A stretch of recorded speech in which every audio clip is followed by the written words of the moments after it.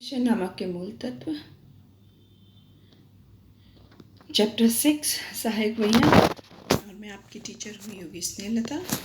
विद्यार्थियों, I hope आप लोग वीडियो देख रहे हैं, समझ रहे हैं और हम आगे बढ़ते हैं। इसके आगे ये चैप्टर है सहायक वहियां।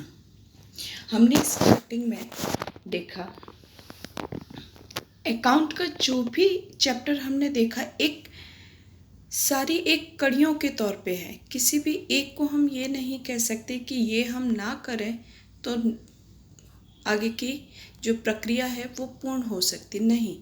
हमारा जो लास्ट डेस्टिनेशन होता है वो हमारा जो वार्षिक हिसाब तैयार किए जाते हैं वहाँ पे समाप्त होता है, यानी कि आपका व्यापार खाता, लाभ हानि खाता और आर्थिक चिट्ठा या पक्की तलपट। वहाँ तक पहुँचने के लिए व्यवहारों को जहाँ से प्रारंभ किया, यानी कि व्यवहारों को कच्ची डायरी से, यानी कि जब भी एकदम व्यवहार हो रहे हैं उन्हें हम कच्ची डायरी में लिख देते हैं। कच्ची डायरी से हम उसे बाइफरगेट करते हैं कि हाँ कौन सा उधार है, कौन सा जमा है, कौन सा आर्थिक है, कौन सा गैर आर्थिक है। वहाँ से बाइफरगेट करने के बाद उनका चुनाव करना कि कौन से व्यक्तिगत का है, कौन सा माल संपत्ति का है, कौन सा उपज खर्च के व्यवहार है, उनमें उनका वर्गीकरण करने के बाद हम रोजनामचा लिखते थे। रोजनामचा लिखने पे हमें काफ़ी हद तक स्पष्ट हो जाते थे किन व्यवहारों का हमारे, क्योंकि इतने सारे व्यवहार होते हैं कि हमको याद रखना मुश्किल होता है, तो हम इस तरीके से रोजनामचा लिखते हैं। रोजनामचा लिखने के बाद हमने देखा कि जो भी रोजनामचा है, रोजनामचा कंप्लीट होने के बाद नियम उसके सब कुछ लगाने के बाद अब नेक्स्ट स्टेप आता है उन व्यवहारों को हमें सही तरीके से खाते में प्रस्तुत करना, यानी कि अलग अलग खातों में प्रस्तुत करना। हमने आगे देखा है सभी व्यवहार उधार नहीं होते और सभी व्यवहार रोकड़ नहीं होते हैं। तो जो व्यवहार रोकड़ होते हैं या जो व्यवहार उधार व्यवहार हो रहे हैं, जिनका ट्रांजैक्शन कम्प्लीटली कैश में हुआ हो, उनके वो व्यवहार किन खातों में जाएगा, और रोकड़ उधार व्यवहार जहाँ पे हम निश्चित समय के बाद पैसे देने का प्रॉमिस करते वो कहाँ जाएगा, उनके लिए हमने सहायक वहियां हैं।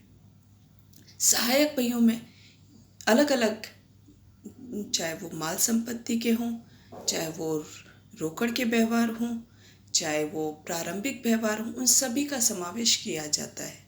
लेकिन सहायक वहियां क्यों अस्तित्व में आई, क्यों उनकी आवश्यकता है? क्योंकि हमें पता है रोजनामचा व्यवहार जब होते हैं तो इतने सारे व्यवहार होते हैं एक ही व्यक्ति के या एक ही व्यवसाय या एक ही पीढ़ी के साथ इतने ज़्यादा ट्रांजैक्शन होते हैं कि उनको याद रखना और उनके लिए अलग अलग रजिस्टर बना के रखना, उससे बेटर है कि उनकी एक ही खाता बनाया जाए, उसी खाते में उनका लेन देन किया जाए, जिससे उनको समझने में आसानी रहे, याद रखने में आसानी रहे और आने वाले समय में या भविष्य में जब भी उनकी आवश्यकता हो जानकारियों को, तो वो आसानी से उन जानकारियों को प्राप्त कर सके। तो चलिए विद्यार्थी मित्रों, अब हम इसकी प्रस्तावना रीड करते हैं। हमने आगे के व्यवहारों में विविध प्रकार के प्रतिदिन आर्थिक व्यवहारों को प्रथम लेखा में प्रविष्ट करते हैं, यानी कि आर्थिक व्यवहार जो होता है उनका प्रथम लेखा जो होता है वो प्रविष्टि, यानी कि रोजनामचा।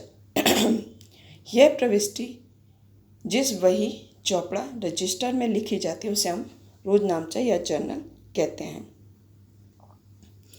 जब व्यवहारों की संख्या अधिक मात्रा में बढ़ जाए तब उसका समावेश करना कठिन हो जाता है। तो रोजनामचा की वहियों की भी, रोजनामचा की एक सीमाएं हैं, ये सीमित हैं, उसमें ही हम लिख सकते हैं, उसके अलावा हम इतना नहीं कर सकते। इसलिए जैसे कौन कौन सी सीमाएं हैं? पहला, जब व्यवहार हो तब प्रत्येक बार खाते का नाम लिखना पड़ता है। दूसरा, क्योंकि जितने बार होगा उतने बार खाते का नाम लिखना पड़ेगा कि हाँ ये खाता खाते उधार, ये खाते जमा, है ना। तो इस तरीके से उनका बहुत लंबा रोजनामचा है, यानी कि उसमें और जब ढूंढना हो तो भी ढूंढने में मुश्किल होगी, क्योंकि एक व्यवहार पहली तारीख को हुआ एक व्यवहार 30 तारीख को, तो पहली से 30 तक जाने के लिए कितने सारे व्यवहारों को उनको पूरे महीने के व्यवहार ढूंढने पड़े, और कौन से समय पे हुआ था वो भी उनको याद नहीं होगा, तो उसे ढूंढने में, याद रखने में मुश्किल पड़ता है। प्रत्येक व्यवहारों की खतौनी के समय उधार जमा करना पड़ेगा। इस प्रकार जर्नल और खतौनी का कार्य बार बार करना पड़े, क्योंकि खतौनी शब्द से शायद आप विद्यार्थी मित्रों अभी अवगत नहीं है। खतौनी का मतलब जो जर्नल या रोजनामचा है, रोजनामचा से अलग अलग खातों में, जैसे रोजनामचा में क्या होता है, एक उदाहरण के लिए मैं आपको बताती हूँ, खरीद खाते उधार और रोकड़ खाते जमा। ठीक है, ये दो खाते हुए, एक खरीद खाता और एक रोकड़ खाता। खरीद खाता और रोकड़ खाते को अलग अलग बनाया जाता है, एक खाता बनाया जाता है खरीद खाता और दूसरा बनाया जाता है रोकड़ खाता।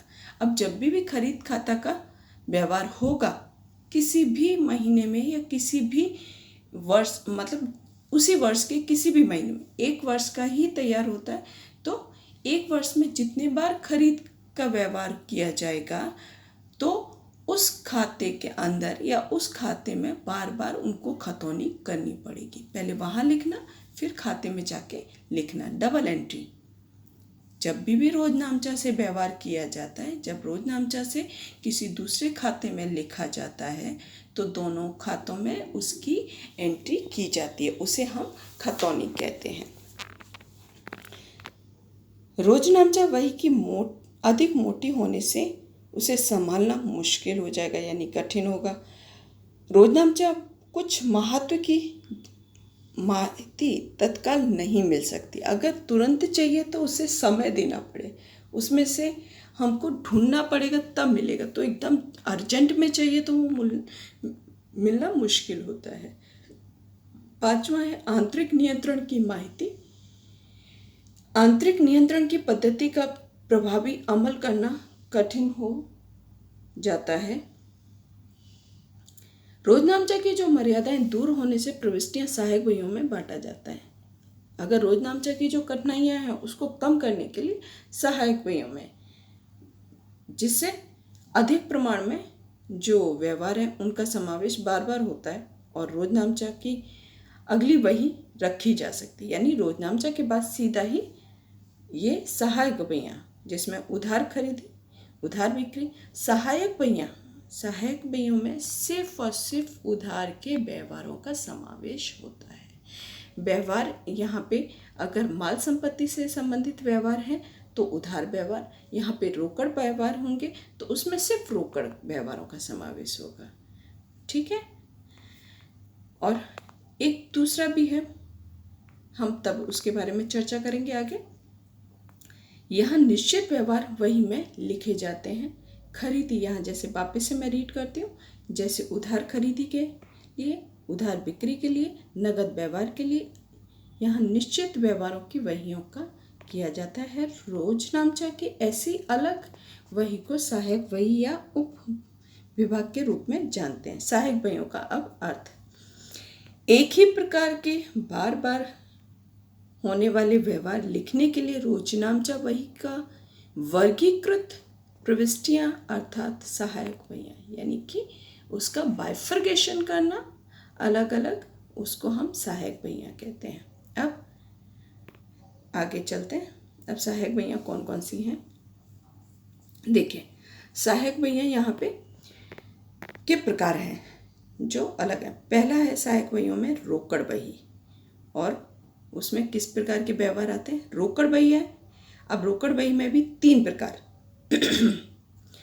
साधारण रोकड़ वही जहाँ पे एक खाने वाली रोकड़ वही आएगा, ये आपका नेक्स्ट चैप्टर में पूरा डिटेल में आएगा, तो हम उस समय इसको पूरी अच्छी तरीके से कौन से खाने हैं, कितने खाने वाला आता है, नमूने के साथ हम चर्चा करेंगे। अभी सिर्फ हम इसमें थियरी ही थोड़ी चर्चा करते हैं। ठीक है, साधारण रोकड़ वही में एक खाने वाला रोकड़ वही आएगा, जहाँ पे सिंपल तारीख विवरण रकम, तारीख विवरण रकम, इस तरीके के कॉलम्स होते हैं, यानी उसे हम एक खाने वाली कहते हैं। दूसरा है रोकड़ और बैंक, जहाँ पे रकम है, रकम का जो खाना होता है वहाँ पे 2 रकम के खाने हो जाते हैं, एक में जहाँ रोकड़ और एक में बैंक लिखा जाता है। ऐसे ट्रांजैक्शन जो बैंक के साथ भी हुए हों और रोकड़ के साथ भी हुए हों तो उसमें लिखा जाता है।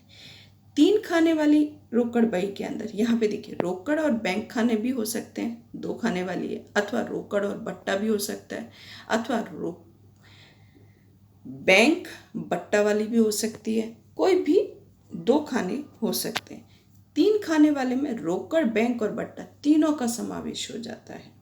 जो रकम का एक कॉलम बनता था वहाँ पे 3 रकम, यानी कि एक तारीख का बनेगा, दूसरा विवरण बनेगा, तीसरा आपका बैंक का, चौथा आपका रोकड़ का और पांचवा आपका बट्टे का। इस तरीके से 5 कॉलम, एक तरीके से आपके 5 कॉलम बन जाते हैं। अब सहायक वहियों के व्यवहारों का वहियों में उपयोग कैसे होता है? रोकड़ के व्यवहार ही रोकड़ वही है, यानी कि इसमें उधार व्यवहार, जो निश्चित समय के बाद पैसे देने की बात हो, ऐसे किसी भी व्यवहार का समावेश रोकड़ वही के अंदर नहीं होता है। सिर्फ और सिर्फ रोकड़ के ही व्यवहार लिखे जाते हैं। रोकड़ के व्यवहार सिर्फ रोकड़ के, यहाँ पे उधार व्यवहार और गैर आर्थिक व्यवहारों का समावेश नहीं होता है। दूसरा है रोकड़ और बैंक के व्यवहार लिखने के, अथवा रोकड़ और बट्टा के व्यवहार लिखने के, अथवा बैंक और बट्टा के व्यवहार लिखे जाते हैं। रोकड़, बैंक और बट्टा के व्यवहार के लिए लिखे जाते हैं। अब नेक्स्ट, माल संपत्ति के बही, जो हम आज इस चैप्टर में पढ़ने वाले हैं, खास सहायक बहियों में जिनके सवाल हम देखने वाले हैं, वो है माल संबंधी सहायक बहियाँ।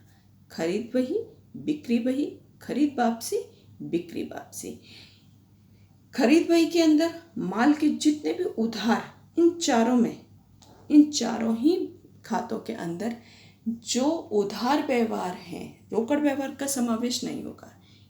इन खातों के अंदर रोकड़ व्यवहार और गैर आर्थिक व्यवहारों का समावेश बिल्कुल भी नहीं होगा। सिर्फ और सिर्फ कौन से व्यवहार होंगे? उधार व्यवहार का, यानी खरीद बही, बिक्री बही, खरीद वापसी, बिक्री वापसी। माल की खरीदी लिखने के लिए बिक्री, उधार बिक्री, उधार माल वापसी के व्यवहार, उधार बिक्री, माल वापसी के व्यवहार लिखे जाते हैं। हुंडी संबंधी सहायक बहियाँ, लेनी हुंडी और देनी हुंडी। लिखी हुई हुंडी के लिए और स्वीकृत, यहाँ पे ये सिर्फ इस चैप्टर में इनके नमूने आएंगे, इनके सवाल नहीं आएंगे। मुख्य रोजनामचा, जो भी रोजनामचा या जो भी व्यवहार हैं जो रोकड़ बही और सहायक बहियों में समावेश जिनका ना होता हो, वापस से वो व्यवहार या वो रोजनामचा जिनका समावेश रोकड़ बही या सहायक बहियों में नहीं होता, उन सभी व्यवहारों को मुख्य रोजनामचा के अंदर समावेश किया जाता है। ओके, यहाँ पे क्या लिखा हुआ है? मुख्य रोजनामचा उपरोक्त किसी भी सहायक बही में नहीं समाविष्ट व्यवहारों को लिखा जाता है। ठीक है, नेक्स्ट, सहायक बहियाँ। सहायक बहियों में देखो, अब खरीदी बही है, हम एक एक करके पहले हम खरीदी बही पढ़ेंगे, उसके बाद बिक्री बही का नमूना, सवाल, सब। पहले खरीद बही में 2 बाइफरकेट किए गए हैं। एक है साधारण खरीद बही, दूसरी है खाने वाली। अब खाने वाले में भी अलग अलग 2 प्रकार के, माल के प्रकार के अनुसार खाने वाली खरीद बही और माल और खर्च के खानों वाली खरीद बही। ठीक है, खरीद बही के मुख्य 2 प्रकार हैं यहाँ पे, जैसे मैंने अभी बताया। अब साधारण खरीद बही कैसी है? जब व्यापारी किसी एक ही प्रकार के माल का खरीदी करता है, सामान्य रूप से साधारण बही कहते हैं। यदि एक से अधिक होगा माल की खरीदी की जाएगी तो साधारण बही रखी जाती है और ऐसे अलग अलग खरीदी बही रखी जा सकती हैं। ठीक है, अब साधारण खरीदी बही का नमूना देखते हैं। ठीक है, यहाँ पे ये सिर्फ खरीदी के साधारण खरीदी बही, उसके बाद खाने वाले खरीदी बही। खाने वाले खरीदी बही में भी 2 प्रकार, एक माल के अनुसार वाली खरीदी बही, दूसरी माल और खर्च के अनुसार खरीदी बही। विद्यार्थी मित्रों, सबसे पहले हम अभी वापस से साधारण खरीदी बही ही देख रहे हैं और उसके बाद आगे हम बढ़ेंगे। ये है साधारण खरीदी वही का नमूना, जहाँ पे साधारण खरीदी वही का नमूना है श्री, और जो भी व्यक्ति या व्यापारी का नाम होगा वो यहाँ पे लिखा जाता है। यहाँ पे और खरीदने वाले का और की खरीदी वही, तारीख, व्यापारी का नाम, आवक, बिल नंबर, खाता प्रश्न नंबर, रकम। और उसके बाद यहाँ पे जितने भी उधार व्यवहार इसके हुए होंगे इस व्यापारी के, वो सभी इसी एक खरीदी वही के अंदर लिखे जाते हैं। और उसके बाद कुल टोटल किया जाता है। कुल टोटल के यहाँ पे आगे लिखा जाता है कि कुल उधार खरीदी। विद्यार्थी मित्रों, आपको ये साधारण खरीदी वही का नमूना अच्छे से याद कर लेना है। उसके बाद हम नेक्स्ट वीडियो में इसके सवाल देखते हैं। Okay, thank you.